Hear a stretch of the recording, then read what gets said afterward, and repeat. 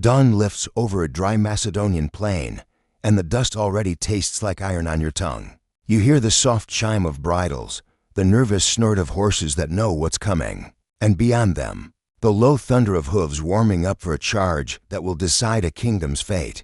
Stand here without armor, without years of riding drill, and you probably wouldn't survive the first heartbeat of impact. This is where Alexander's closest warriors gather, not as a mere cavalry arm, but as a living extension of his will. Their story starts before Alexander's shadow ever stretched across Asia, under Philip II. The heteroi, companions, were drawn from Macedon's landed nobility, men who owed the king not just taxes but their status.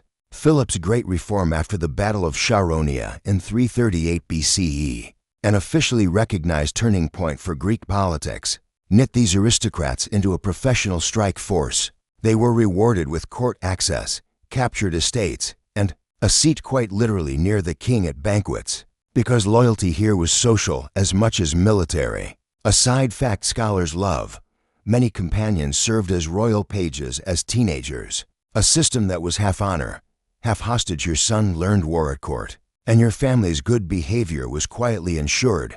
On campaign, the companions functioned as the army's hammer. While the phalanx fixed the enemy, these riders waited tight, silent, impatient, until Alexander spotted a seam, then surged to break it. Their strength lay in cohesion and morale, elite riders who trusted each other and expected the king to ride in the front rank. Their weakness was the same intimacy. When casualties thinned the inner circle, replacements lacked that lifelong bond, and fatigue in long campaigns could dull the edge. To ride here you needed more than courage. You had to control a high-spirited horse one-handed, keep formation by knee pressure alone, and read tiny shifts in the king's body as signals. There's ongoing academic debate about whether Philip invented their tactical role wholesale, or merely refined older Thessalian models. But compared to Persian cavalry, often misalarmed and dispersed, the companions were built for shock, a dense, disciplined spearpoint that bet everything on the moment of contact. That spearpoint only mattered because of what sat beneath, and within it: horseflesh, wood, bronze, and the trained body of the rider. The companions did not look like a glittering medieval night parade. They looked like men optimized for one job: arrive fast, hit hard, and live to hit again. Their primary weapon was the xyston, a long thrusting spear often around 3 to 4 meters, balanced for use overarm or underarm from the saddle. Unlike earlier Greek horsemen who threw javelins and wheeled away, these riders committed their weight to the point. At close quarters, many carried a kopis or machaira, a forward curving slashing sword, useful when the spear shattered or the fight turned into a knot of bodies. Armor was real but selective. Many companions wore a bronze or linen cuirass, a Boeotian style helmet that gave wide vision, and greaves or a single shin guard. The goal was protection without turning you into a statue. A lesser-known side fact: archaeological finds and vase art hint that some companions used light scale armor for their horses' chests in later campaigns, an adaptation probably driven by encounters with tougher missile troops in the East. Scholars still argue about how widespread horse armor really was, an academic debate that hinges on whether we should trust later Hellenistic depictions as evidence for Alexander's own era. Their horses were not giant destriers. They were tough, compact mounts, likely bred from Macedonian and Thessalian stock. Think endurance runners more than bulldozers. The army maintained remount herds and a logistical tail of grooms essential, because a companion without a fresh horse was an aristocrat on foot, and that was almost a social impossibility. Here the engine of war shows itself, while phalangites hauled sarissas and shields. The cavalry train carried fodder, hoof tools, and spare tack. In battles like the crossing before the Granicus River 334 BCE, an officially recognized first clash of the Asian campaign, the companions' kit mattered: long spears to reach uphill, helmets to keep sightlines amid spray and chaos, horses able to scramble through water and still accelerate on the far bank. Strengths followed naturally: speed, reach, and shock. But every choice had a cost. Long spears were devastating in a straight charge, yet awkward in prolonged melee. Lighter armor preserved agility, but made you vulnerable if pinned. To master it you needed strong forearms for the xyston, a stable seat without stirrups, and the nerve to trust your horse at full gallop into a wall of men. Compared to Persian cavalry, famous for bows and skirmish screens, the companions were closer to a living battering ram, built to break, not to harass. All that equipment would be wasted without the shape that delivered it.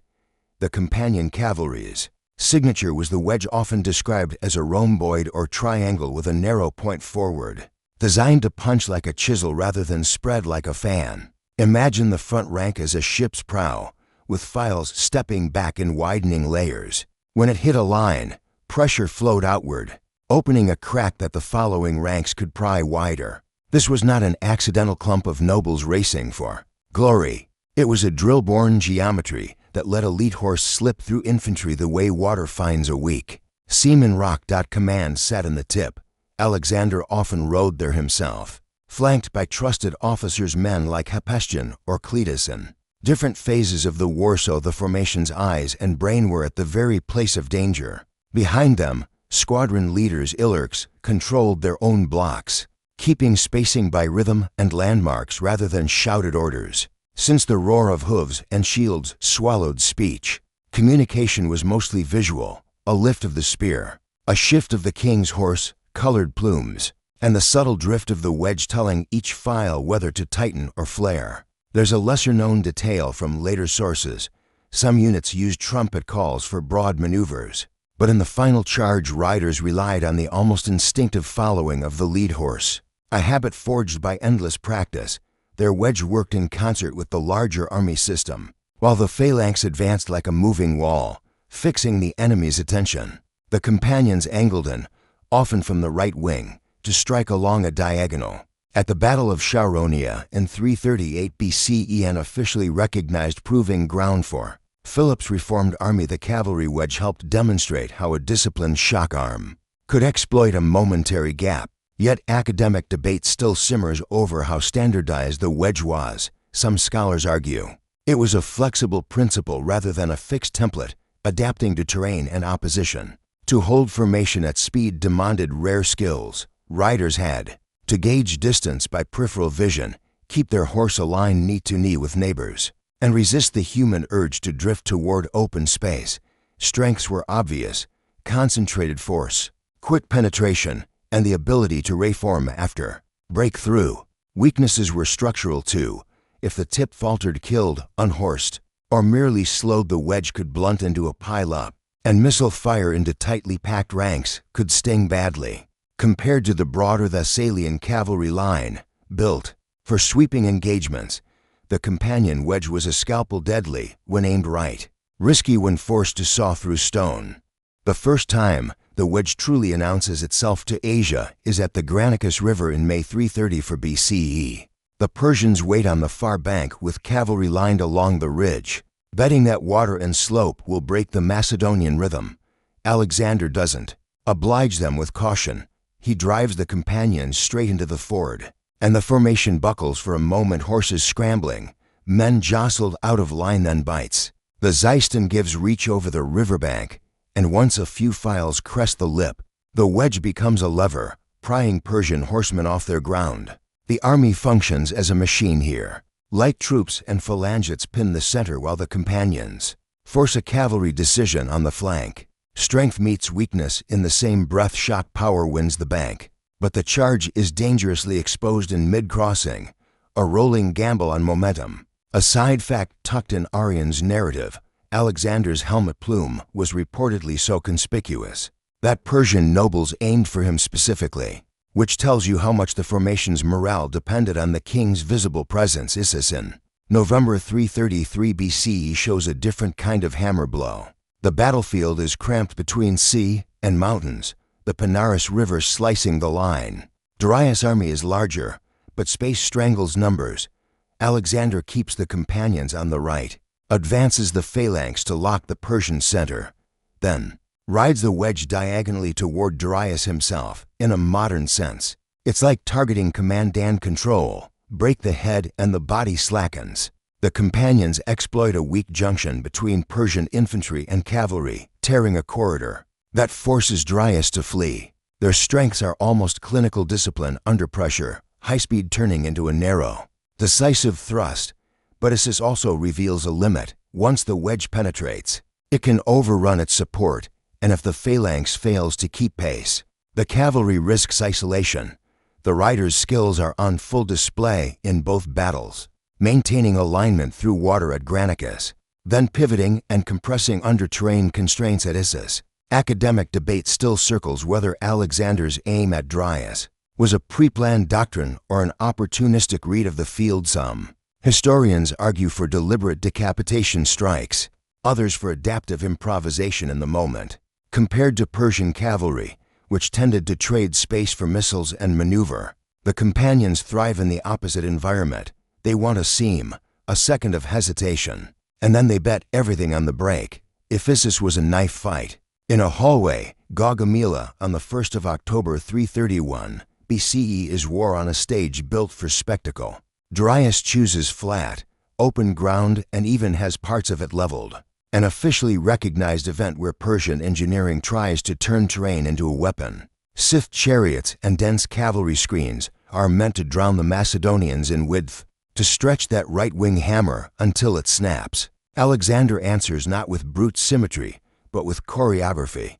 The phalanx advances to fix the center anvil that doesn't chase, only holds while the companions hover on the right, angled outward, drawing Persian horse away from their own infantry. The army functions here like a trap. The more the Persians try to outflank, the more they open a gap in their middle. This is where the wedge becomes a doctrine of pursuit and decision. When Alexander sees the seam between Persian center and left, he tightens the companions into the point, rides obliquely back in toward that opening, and strikes straight for Dryas. The impact is less about killing a king than about collapsing confidence. Once Dryas withdraws, the companions split roles. Part of the force continues pressure and pursuit, while another part wheels back to rescue the phalanx from a dangerous Persian cavalry intrusion. That two-beat rhythm breakthrough, then controlled turning back, shows both the brilliance and the brittleness of the system. Strengths at Gaugamela are strategic as much as tactical. Unmatched speed for shifting crises, shock concentrated at the decisive spot, and riders trained to reform after a sprint. Weaknesses are also exposed. Pursuit over long distances exhausts horses, thins cohesion, and can tempt the wedge to dissolve into individual chases. A strange side fact from the sources: some Macedonian officers reportedly argued to keep tighter control and avoid the headlong pursuit, fearing a counterattack on the baggage. Evidence that even within the elite there were arguments about risk. That's where academic debate bites hardest. Was the oblique advance and king hunting thrust a pre-designed battle algorithm, or did Alexander invent it under stress? Modern scholars split, with some seeing a consistent operational plan and others stressing improvisation against Dryas. Moves compared to later Roman cavalry, usually subordinated to infantry decision. The companions at Gaugamela are the decision and elite hammer that can also pivot into a shield. When the anvil wobbles, the hammer didn't stay unchanged as the campaign marched east. In Bactria and Sogdiana, the companions faced foes who refused a set-piece battle riders, who melted into hills, shot from distance, and made shock cavalry feel like a sword swinging its smoke. The solution was evolution, more distributed patrols, cooperation with lighter mounted troops, and a growing reliance on allied cavalry who could skirmish in ways Macedonian nobles were never trained for. The army had to function in fragments now, not just in the grand orchestra of open plains. There's a strange side fact from these years.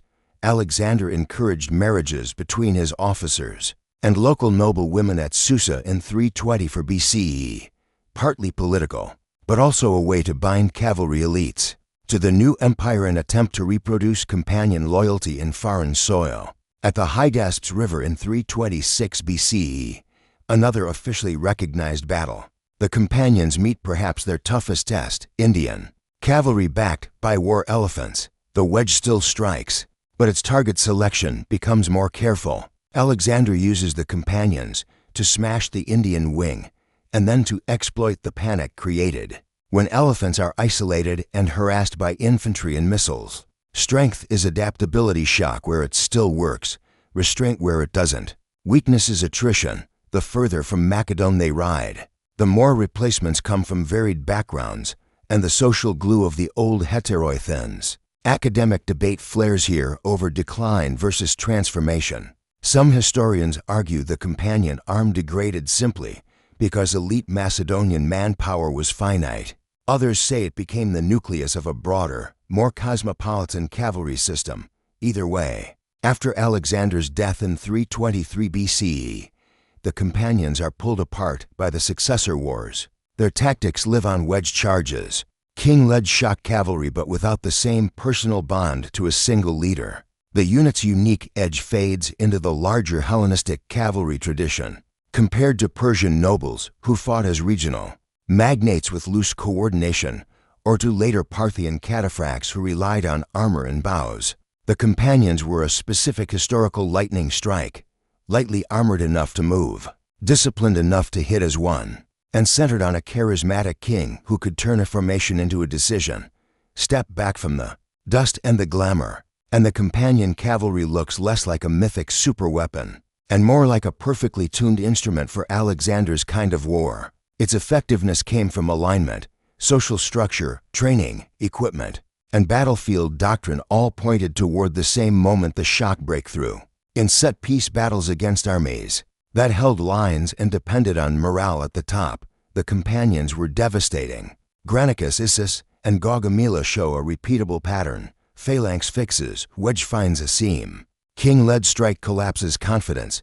Pursuit turns defeat into dissolution. That reliability is why many scholars call them the first truly operational heavy cavalry of the West, not just a tactical dash on dot, yet their limitations matter. The companions required openish ground, a visible leader, and a supporting anvil. When enemies refused contact, used mountains, or saturated the field with missiles, the hammer lost some of its certainty. Attrition also gnawed at the institution.